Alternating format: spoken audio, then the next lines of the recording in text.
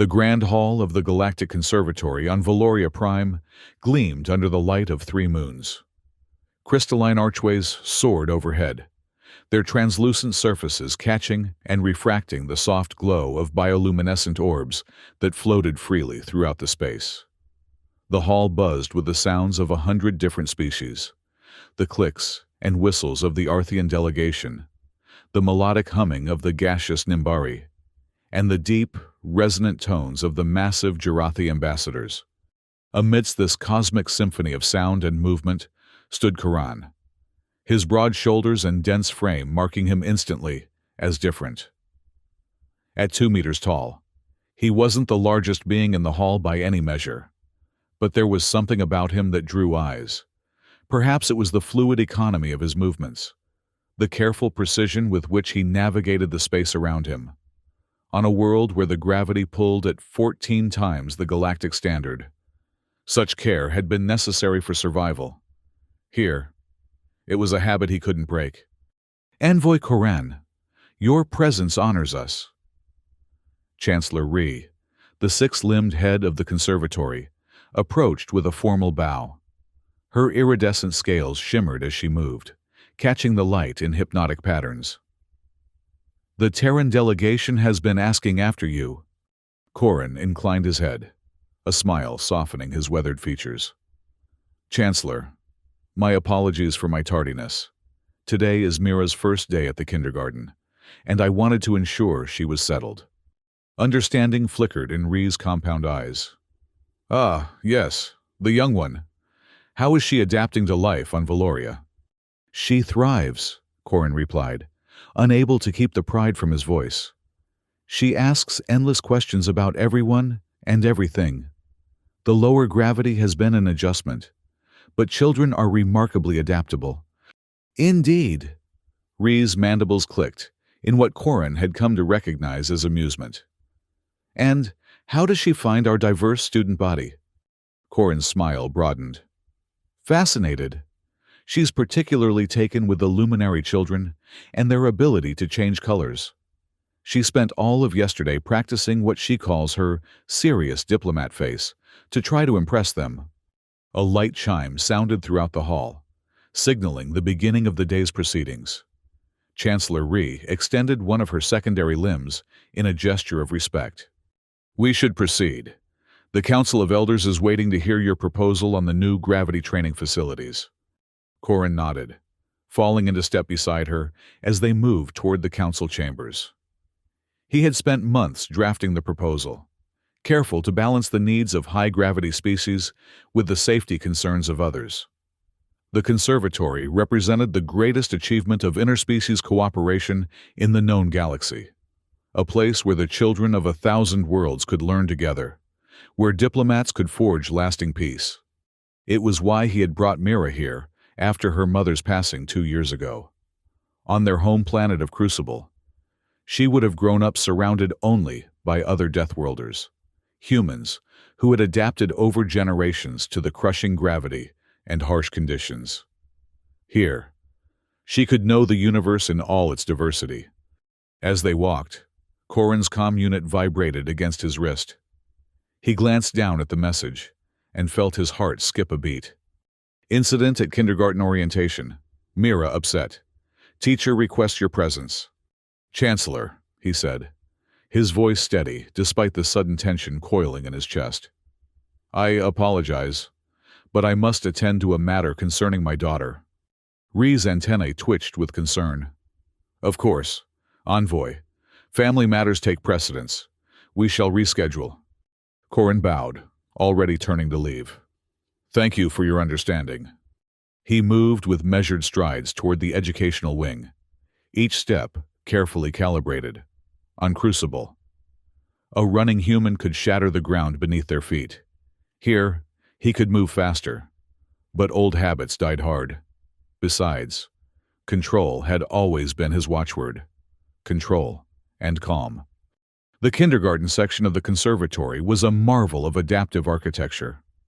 The central play area featured variable gravity zones to accommodate different physiologies, with specialized environments radiating outward like the petals of a flower.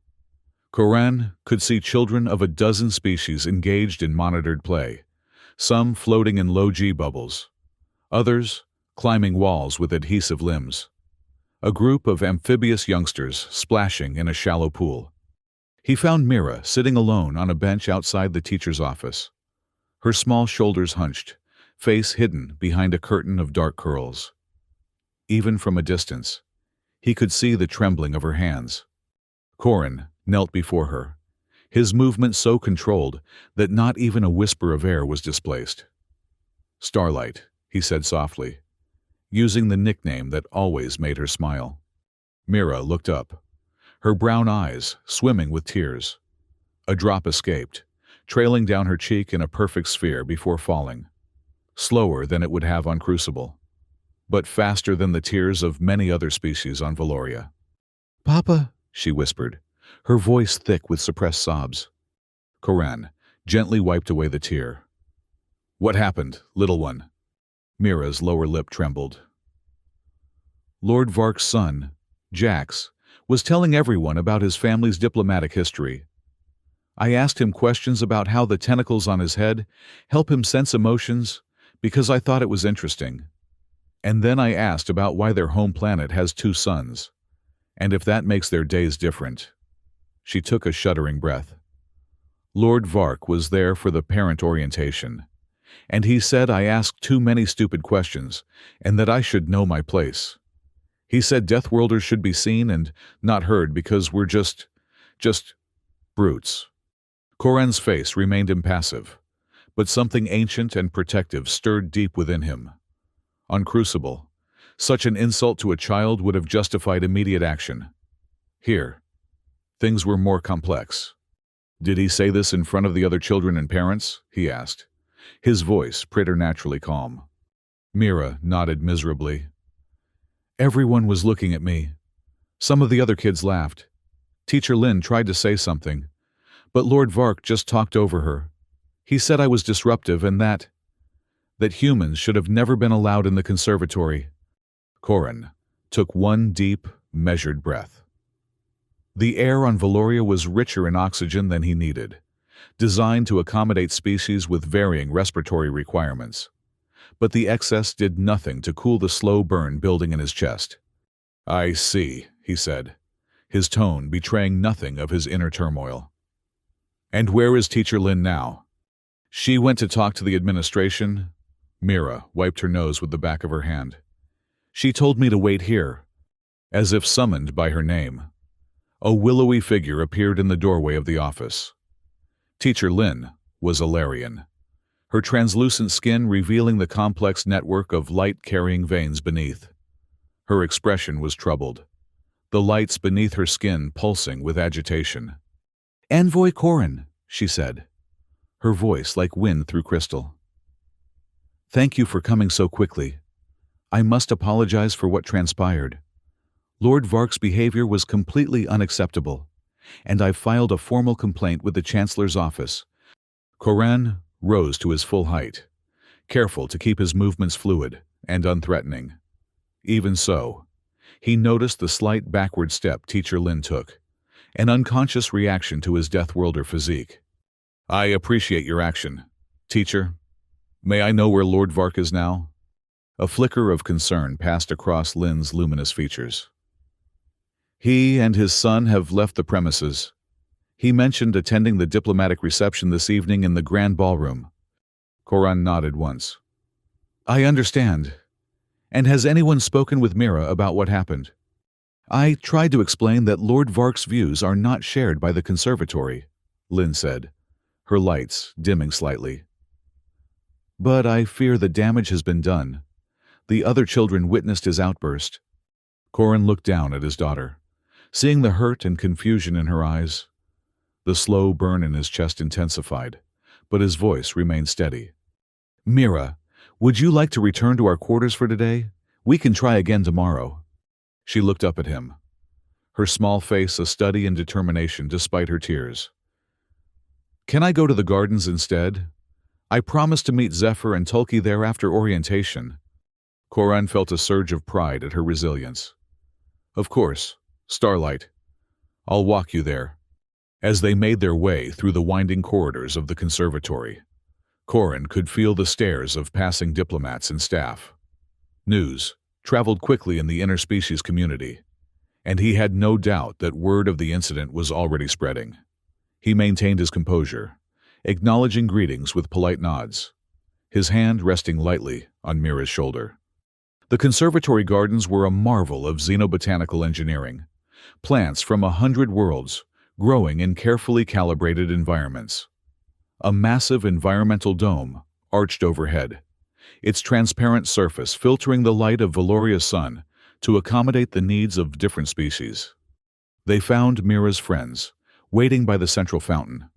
Zephyr, a young luminari whose skin shifted through shades of blue and green with her emotions, and Tulki, a furry Mephorian with large, sensitive ears that swiveled in their direction as they approached.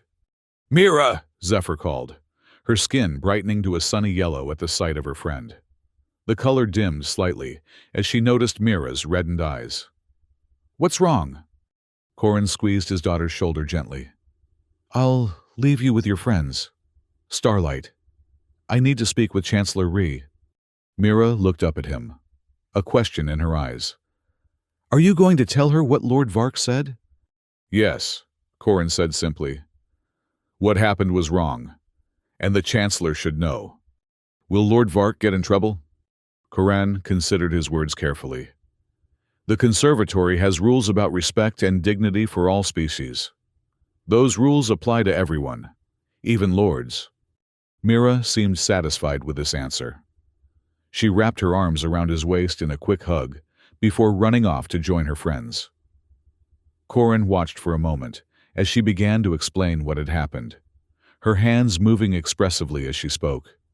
He turned away, his path clear. The administrative wing of the conservatory was housed in a separate building, connected to the main complex by a transparent sky bridge. As Corin crossed it, he could see the sprawling metropolis of Valoria Prime stretching out below, its elegant spires and floating platforms a testament to advanced engineering. Chancellor Rhee was in session with the Inner Council when he arrived, but her assistant, a small avian being with brilliantly colored feathers, recognized him immediately. "Envoy Corin, the Chancellor left instructions to admit you as soon as you arrived. Please, follow me." The council chamber was a circular room with tiered seating, designed to accommodate beings of all sizes and physiologies. The 12 members of the Inner Council turned as one when Corin entered, their diverse faces registering varying degrees of surprise and curiosity. Chancellor Rhee rose from her central position. "Envoy, we were just discussing the incident involving your daughter. Teacher Lin has filed a formal complaint." Corin inclined his head. "I appreciate the conservatory's prompt attention to this matter. Chancellor, I come not as an aggrieved parent, but as a concerned diplomat.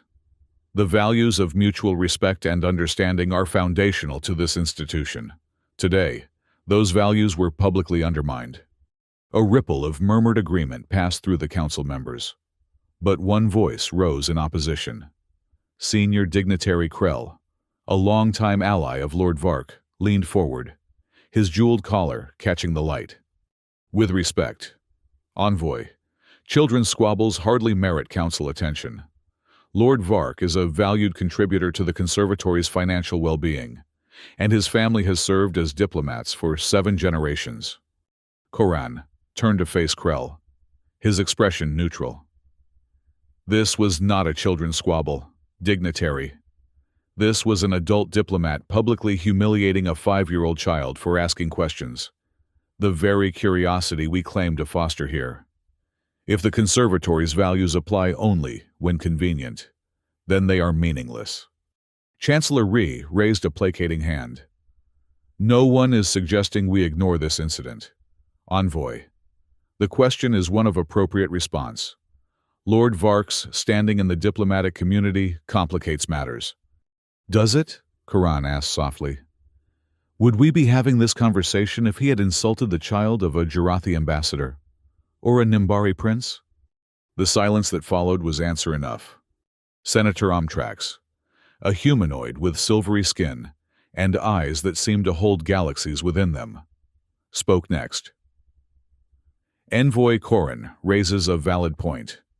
The Conservatory's charter explicitly prohibits discrimination based on species or world of origin. If we fail to enforce this principle consistently, we undermine our own authority. What would you have us do? Krell demanded. Publicly censure a lord for a momentary lapse in judgment? Yes, Corin said simply. The same censure any other diplomat would face for similar actions. The debate continued for nearly an hour, with various council members weighing in on the appropriate response. Throughout, Corin remained standing, his posture relaxed but vigilant. Finally, Chancellor Rhee called for a vote. Those in favor of issuing a formal reprimand to Lord Vark for his violation of the Conservatory's anti-discrimination protocols? 9 hands, tentacles, and appendages of various forms rose in agreement. Those opposed? Krell and 2 others indicated their dissent. The motion carries, Chancellor Rhee announced. A formal reprimand will be issued, and Lord Vark will be required to attend sensitivity training before his next diplomatic assignment. Corin bowed deeply. Thank you, Chancellor, honored council members. Your commitment to justice sets an example for all who study and work here. As he turned to leave, Senator Amtrax fell into step beside him. The senator's movements were fluid, almost ethereal, as if he existed partially in another dimension. Envoy, a moment of your time? They paused in the antechamber, away from curious ears. That was less than you hoped for, Amtrax observed quietly. Corin's expression remained impassive. It was what I expected. Lord Vark will not take this lightly. His pride is legendary, as is his vindictive nature. I am aware. Amtrax studied him with those star-filled eyes. There are rumors, Envoy. Rumors about Deathworlders and what they are capable of when provoked, particularly where their young are concerned. For the first time, a hint of something dangerous flickered in Corin's gaze. Rumors often contain elements of truth, Senator. But I am a diplomat first. I believe in the systems we have built here. And if those systems fail? Amtrax asked. Corin considered his response carefully. Then other systems exist. The senator nodded, seemingly satisfied with this cryptic answer. I shall see you at the diplomatic reception tonight. Then, Lord Vark is expected to attend. As am I, Corin confirmed. They parted ways, Corin heading back toward the gardens to collect Mira. He found her demonstrating a hand-clapping game to her friends, her earlier tears forgotten in the joy of play. She spotted him and waved enthusiastically. Papa, look what Zephyr taught me. She held up her hands, which now glowed faintly with bioluminescent paint. It's temporary, she assured him, seeing his raised eyebrow. It washes off. Impressive, he said, smiling despite the weight on his mind. Are you ready to head home? We have the diplomatic reception this evening. Mira's face fell slightly. Will Lord Vark be there? Possibly, Corin answered truthfully. But you will be with me, and no one will speak to you disrespectfully again. I promise. The conviction in his voice seemed to reassure her. She said goodbye to her friends and took his hand as they walked back to their quarters in the diplomatic residences. Their apartment was spacious by conservatory standards, though modest compared to those of more established diplomatic families. Corin had decorated it with a few precious items from Crucible. A gravity stone that always oriented itself toward home, no matter the distance. A holographic projection of the Midnight Mountains where he had grown up. And most treasured of all, a small music box that had belonged to Mira's mother. While Mira bathed and changed for the evening's event, Corin stood before the full-length mirror in his bedroom, adjusting the formal attire required for diplomatic functions. The dark blue fabric was shot through with threads that caught the light like stars against a night sky, a gift from the luminary delegation after he had successfully negotiated a peace treaty between them and the Mephorians. He studied his reflection dispassionately. Years on Crucible had sculpted his body into something different from the humans who had evolved on Earth or the colonies. His muscles were dense, his bones reinforced with natural carbon lattices, adaptations to the crushing gravity of his homeworld. Here on Valoria, he moved with careful restraint, always aware that a careless gesture could cause harm. Mira appeared in the doorway, resplendent in a dress of shimmering silver that mimicked the formal attire of the conservatory's diplomatic corps. She had attempted to tame her wild curls into a more formal style, with mixed results. "You look beautiful, Starlight," he said, kneeling to help her with a stubborn lock of hair. She beamed at him, then grew serious. "Papa, what happened today? Was it because I'm a Deathworlder?" Karan stilled, choosing his words with care. "Some people fear what they don't understand. Humans from high-gravity worlds like Crucible are different physically from many species in the conservatory. But fear is never an excuse for cruelty, especially toward a child asking honest questions." Mira considered this. "Teacher Lin says that questions are how we learn to see the universe through other eyes." "Teacher Lin is very wise," Corin agreed. "Never stop asking questions. Starlight, it's how we grow." She nodded solemnly, then reached up to straighten his collar with the serious air of someone much older. "Ready, Papa?" He offered her his arm with formal gravity. "Ready, Ambassador Mira." The grand ballroom was already filled with delegates when they arrived. Floating light sculptures drifted near the vaulted ceiling, casting soft, ever-changing patterns across the gathering. A quartet of melodians provided music, their crystalline bodies vibrating to produce haunting harmonies that seemed to bypass the ears and speak directly to the soul. Chancellor Rhee spotted them immediately and glided over, her ceremonial robes trailing behind her like living shadows. "Envoy Corin, how delightful. And young Mira, you honor us with your presence." She bent slightly to address the child directly. "I understand there was an unfortunate incident earlier today. Please know that the Council has addressed the matter." Mira, displaying a poise that made Corin's heart swell with pride, executed a perfect formal bow.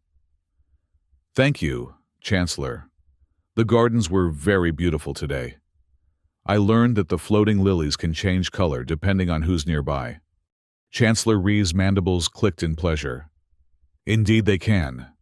Perhaps tomorrow you might visit the Xenobotany laboratory. Our scientists are developing new hybrid species that respond to thought patterns." Mira's eyes widened with excitement. "Really? Can I touch them?"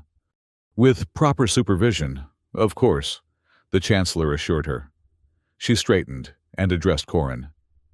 "The formal reprimand has been delivered. Lord Vark was displeased." "I imagine so," Corin replied evenly. Chancellor Rhee's compound eyes studied him. "He has influential allies on the Outer Council.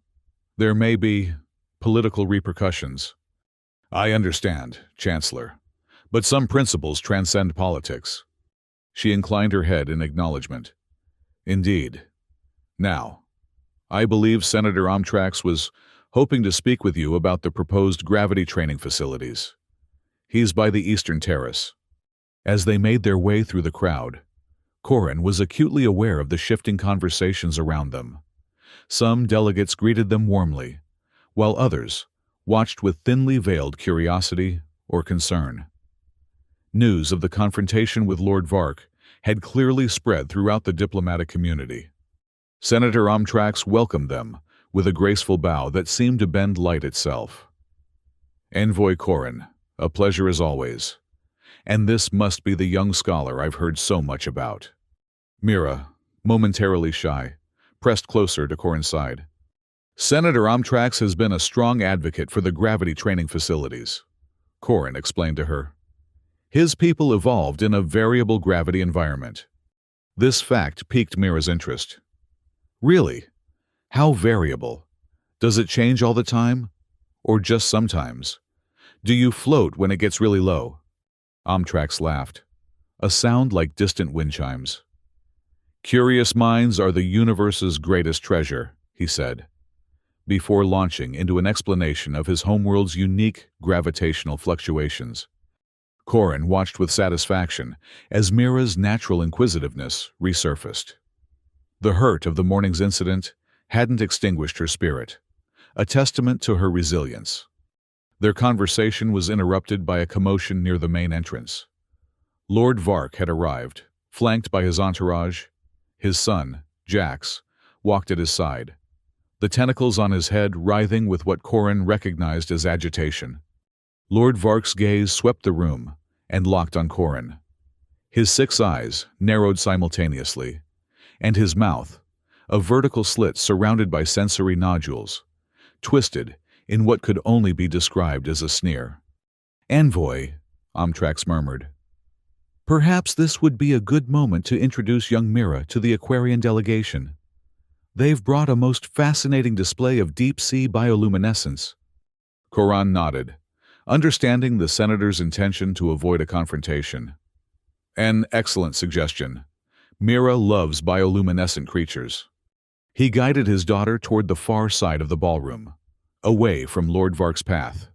For the next hour, they moved from one delegation to another, with Mira charming diplomats with her genuine curiosity, and Corin engaging in the careful dance of interspecies politics. It was nearing the end of the evening when the inevitable occurred. As they were speaking with a representative from the Jarathi Confederacy, a cold voice cut through their conversation. "Ah, the Deathworlder and his offspring. I see the Council lacks the spine to enforce proper decorum at official functions." Lord Vark stood before them, his ceremonial staff of office clutched in one clawed hand. Up close, his size was impressive, nearly 3 meters tall, with a segmented exoskeleton that gleamed dully under the ballroom lights. The tentacles on his head were rigid with anger. The Jarathi diplomat mumbled an excuse and quickly moved away. Corin placed a protective hand on Mira's shoulder. "Lord Vark," he acknowledged with a perfectly correct bow. "I trust you received the Council's communication?" Lord Vark's breathing sacs inflated with indignation. "A reprimand? For speaking the truth. Your kind has always relied on political correctness to mask your fundamental unsuitability for civilized society." Mira trembled slightly under Corin's hand, but she stood her ground, her chin raised in unconscious mimicry of her father's posture. "My daughter asked questions in the spirit of learning," Corin said, his voice level. "The conservatory was founded on the principle that knowledge and understanding bridge the gaps between species." "Pretty words," Lord Vark sneered. "But they change nothing. Deathworlders remain what they have always been, brutish creatures whose only natural talent is violence. You play at diplomacy, but beneath that carefully constructed facade, you are killers." Several nearby conversations halted as diplomats turned to watch the confrontation. Chancellor Rhee was moving toward them from across the room, alarm evident in her rapid movements. Corin maintained his composure, his voice never rising above a conversational tone. "You are entitled to your opinion, Lord Vark. However, I must ask that you express it without insulting my child." Lord Vark's tentacles writhed with contempt. "Your child? Another generation of savages being raised to believe they belong among their betters. Look at her. Even now, her face shows the primitive emotions your kind cannot control." Mira's eyes had indeed filled with tears again, though she was fighting valiantly to hold them back. Something shifted in Corin's stance, a subtle change that would have been imperceptible to most observers. When he spoke again, his voice carried a new quality, not louder, but somehow deeper, as if resonating from the core of the planet itself. "Lord Vark, I formally request that you withdraw your comments and apologize to my daughter." The dignitary laughed, a harsh, clicking sound that echoed in the sudden silence that had fallen over the ballroom. "Apologize? To a Deathworlder child? I think not.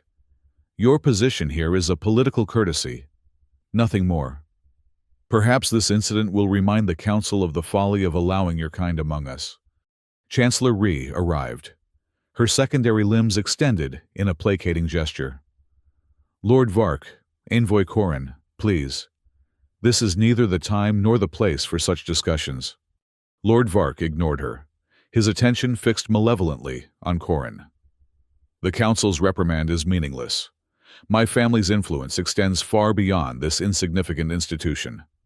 By the time I am finished, you and your emotional offspring will be fortunate to find positions on a mining colony." A tear escaped Mira's control, trailing down her cheek in a perfect crystalline sphere before falling to the polished floor with a sound that seemed impossibly loud in the tense silence. Something ancient and terrible flickered in Coran's eyes. "Chancellor," he said, his voice now carrying an authority that commanded attention. "I invoke the right of measured response under Section 17 of the Galactic Accords." A collective gasp rippled through the assembly. The right of measured response was rarely invoked, a provision in interstellar law that allowed for cultural expressions of conflict resolution when diplomatic channels had been exhausted. Chancellor Rhee's compound eyes widened. "Envoy Corin, are you certain? Once invoked, the right cannot be rescinded." "I am certain," Corin replied, his gaze never leaving Lord Vark's face. "The formal parade ground, 1 hour from now. As the aggrieved party, I claim the right to select the form of response." Lord Vark's tentacles writhed with a mixture of surprise and disdain. "You challenge me? Over a child's tears? Pathetic, but not unexpected from your kind. Very well, Deathworlder, I accept." He turned to leave, his entourage falling in behind him. As they reached the door, he paused and looked back. "I hope your daughter enjoys watching her father's humiliation. It will be an educational experience, something she seems to value." The ballroom erupted into a cacophony of voices as soon as Lord Vark departed. Delegates clustered in urgent conversation, some already placing bets on the outcome of the confrontation. Senator Omtrax appeared at Coran's side, his starry eyes troubled. "Envoy, the right of measured response is a serious invocation. Lord Vark is not without formidable abilities of his own." "I am aware, Senator." Corin knelt to eye level with Mira, who was looking up at him with a mixture of confusion and concern.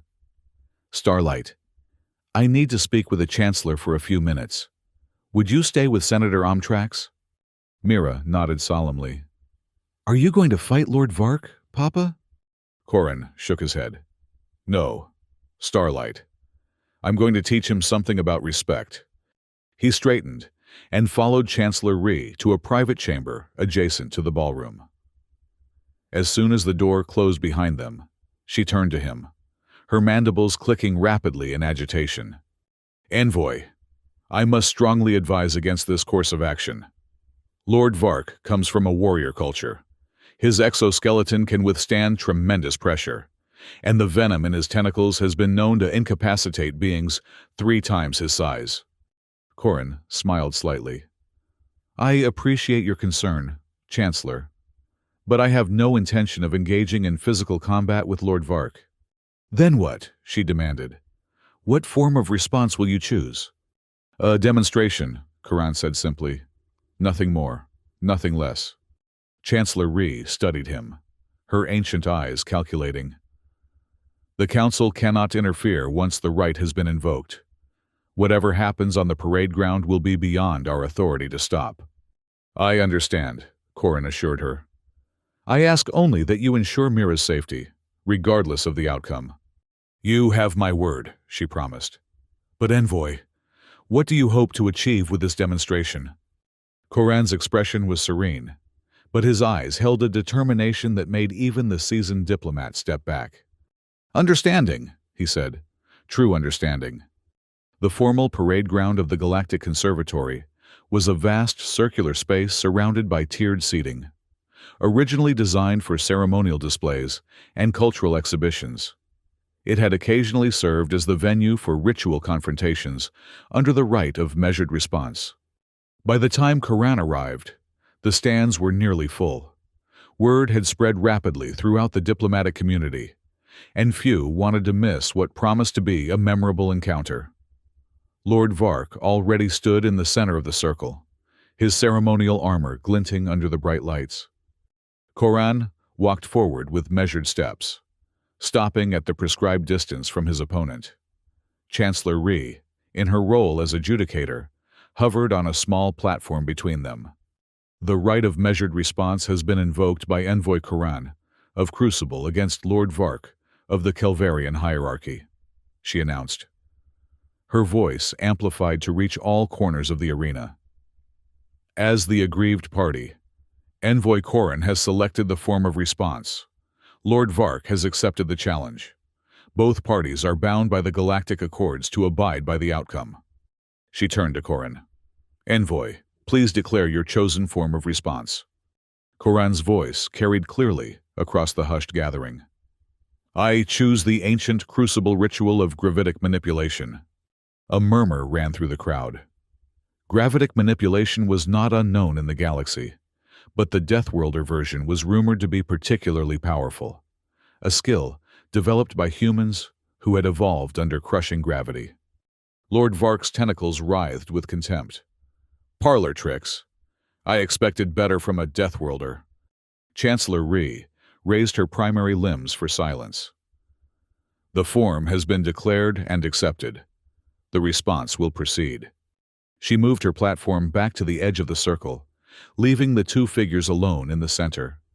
Koran stood perfectly still, his eyes closed, his breathing slow and controlled. For several long moments, nothing seemed to happen. A few nervous laughs echoed from the stands. Lord Vark's posture radiated disdain. Is this your great response, Deathworlder, standing in silence? Perhaps. His words cut off abruptly, as the air around him seemed to thicken.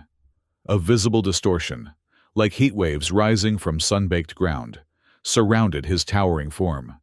His eyes widened in surprise, as he found himself unable to move forward. Koran opened his eyes, now focused with laser-like intensity on his opponent. He raised one hand in a fluid gesture, and Lord Vark's feet left the ground.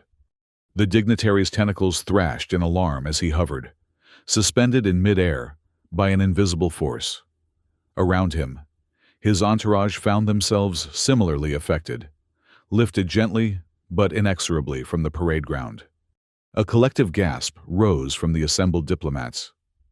What they were witnessing was not the crude telekinesis practiced by several known species, but something far more refined, a precise manipulation of gravitational fields themselves. Koran's voice, when he spoke, carried easily in the stunned silence. On Crucible, we learn control from our first breath. Under 14 times standard gravity, a temper tantrum can break bones.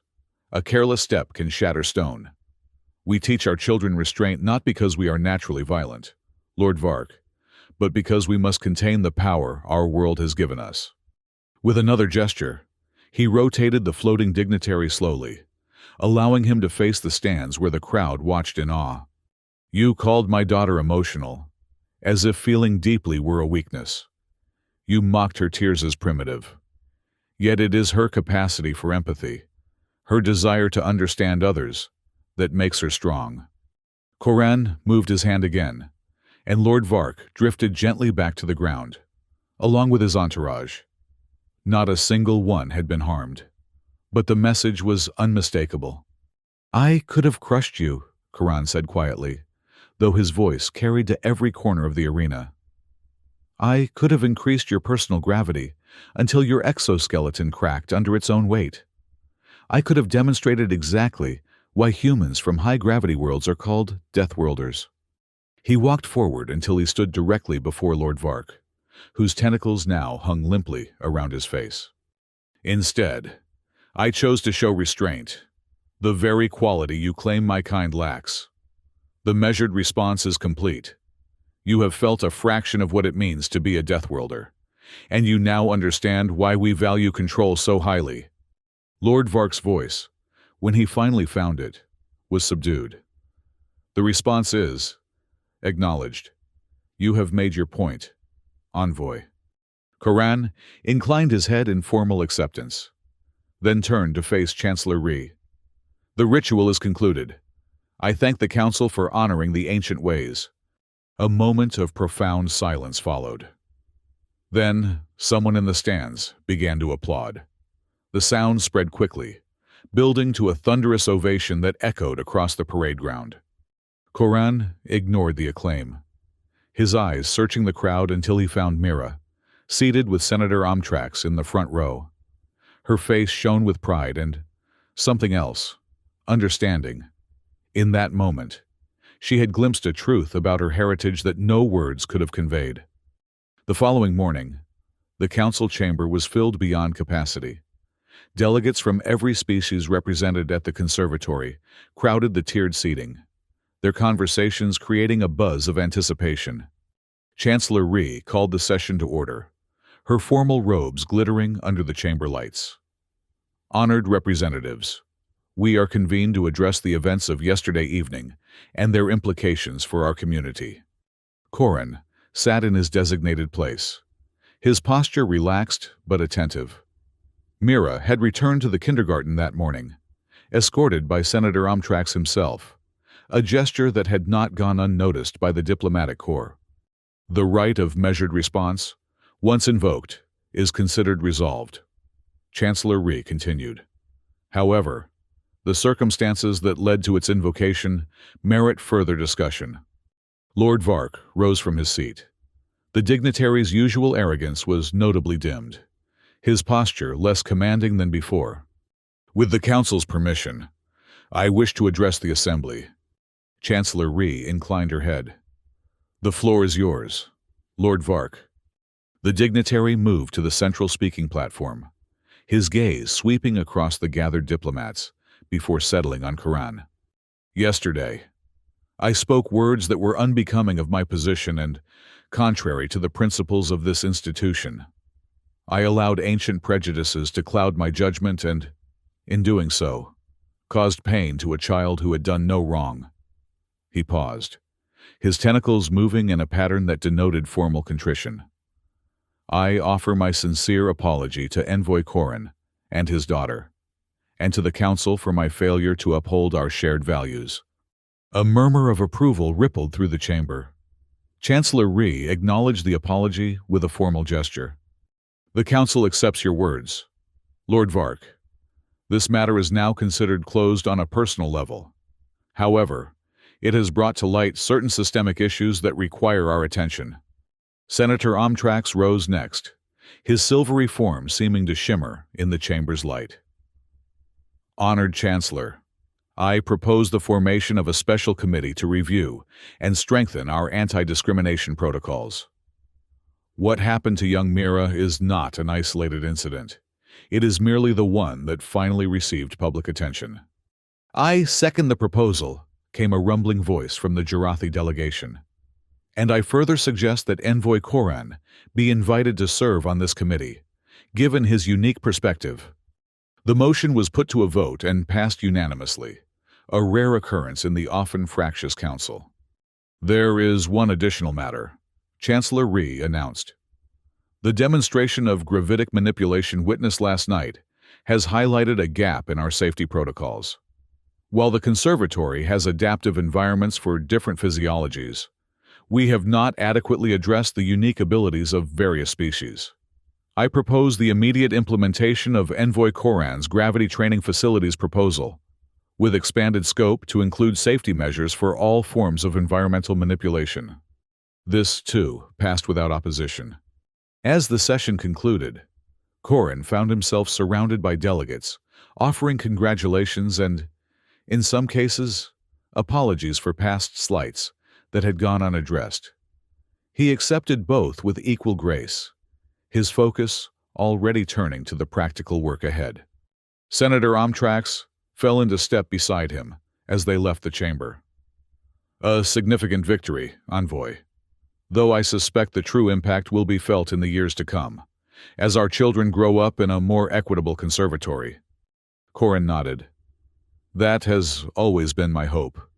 Mira deserves a future where she is judged by her character, not her world of origin."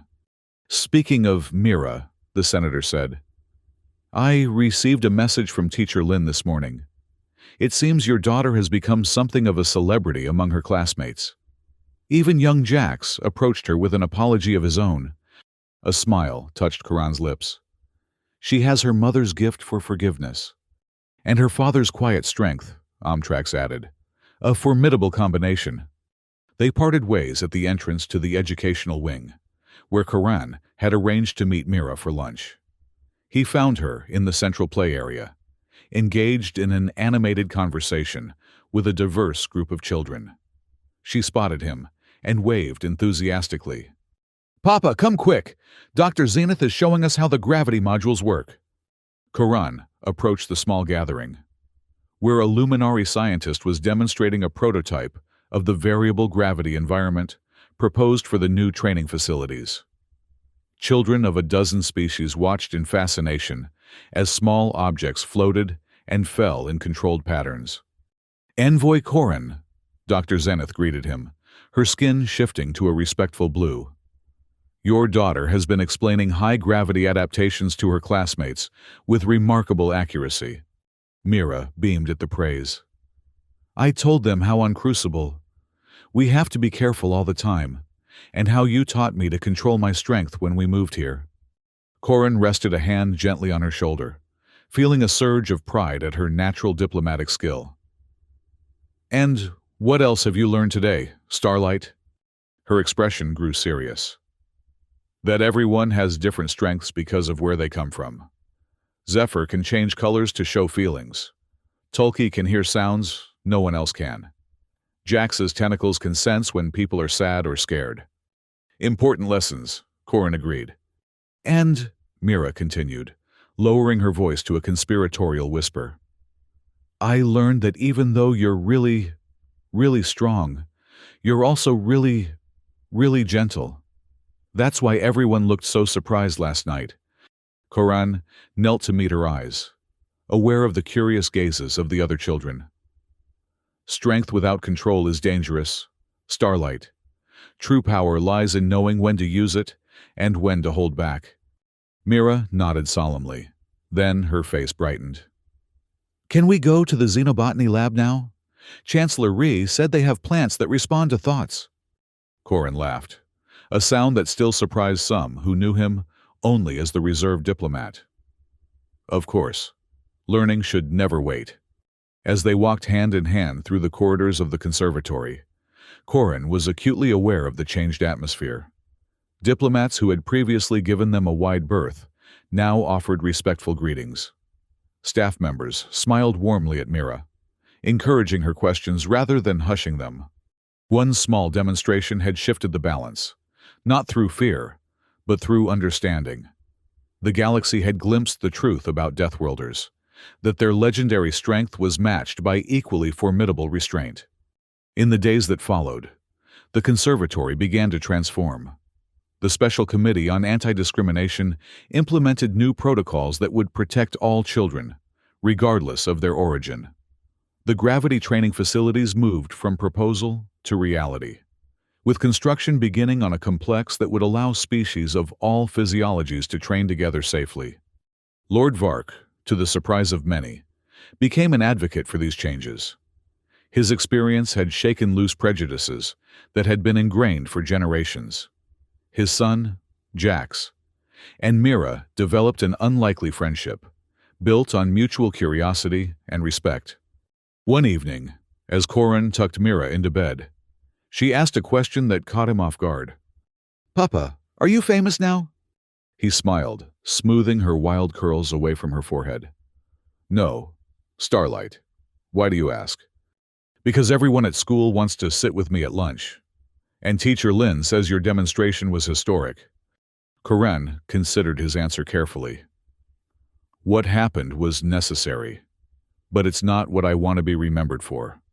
I would rather be known for the gravity training facilities that will help different species understand each other better, or for the peace treaties I've helped negotiate. Mira nodded thoughtfully. Like how you want me to be known for being kind and asking good questions, not just for being a Deathworlder. Exactly, Corin said, impressed by her insight. Our actions define us, not our origins. She yawned, her eyes growing heavy. I asked 17 questions in class today. Teacher Lin said they were all excellent. I'm proud of you, Corin said softly. Never stop asking questions, Starlight. It's how the universe grows wiser. As Mira drifted into sleep, Corin stood by the window of their quarters, looking out at the 3 moons of Valoria Prime, somewhere in the vast expanse of stars beyond. Crucible continued its relentless orbit around a distant sun, shaping generation after generation of humans with its crushing gravity. But here, in this nexus of 1,000 worlds, a different kind of strength was being forged, one built on understanding rather than fear, on respect rather than intimidation. It was a strength he hoped Mira would carry forward, long after his own diplomatic career had ended. The Galactic Conservatory had learned an important lesson about Deathworlders. Not that they were to be feared for their power, but that they were to be respected for their restraint. And perhaps most importantly, that a child's tears, whether human or alien, deserved the same protection under the stars. Senator Omtrax had been right. The true impact would be felt in the years to come, as children of all species grew up knowing that dignity was not determined by physical strength or diplomatic standing, but by the capacity for empathy and understanding. Corin turned from the window, his gaze falling on Mira's sleeping form. In her innocent face, he saw the future of interspecies relations, curious, adaptable, resilient, and in that moment, he knew that all his careful diplomacy, all his measured words and controlled actions, had been leading to this, a world where his daughter could ask her questions without fear, where her tears would be met with compassion rather than contempt. The Deathworlder had remained calm when they yelled at his little girl, and in doing so, he had taught the galaxy a lesson far more powerful than any show of force could have achieved. True strength, after all, lay not in what you could destroy, but in what you chose to protect.